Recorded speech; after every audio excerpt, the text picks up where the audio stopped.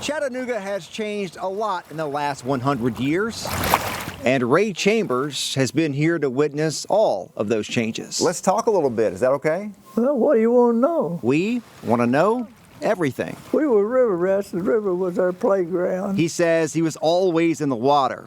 He was 2 years old in this picture, according to his family. His father, his life was on the river as well. He kept the boats going. My dad did. The steamboats going and the barges. A different era in Chattanooga. I lived at 104 Pine Street, right up from just a block up from the river. Pine Street is still right here downtown.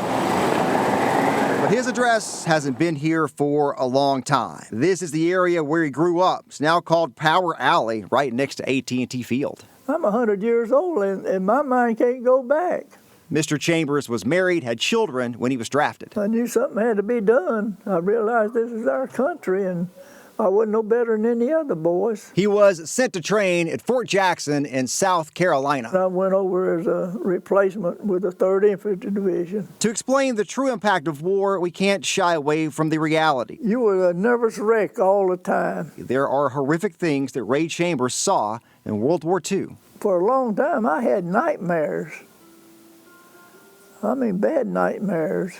All I can tell you, it was hell. That's all. Boys crying. I don't want to die. Digging at the dirt.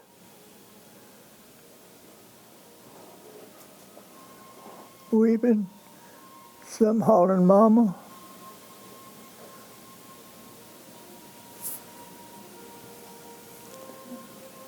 I had that out of my mind.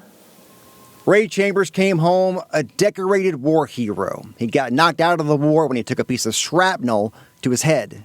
They couldn't get it out. It was close to my brain.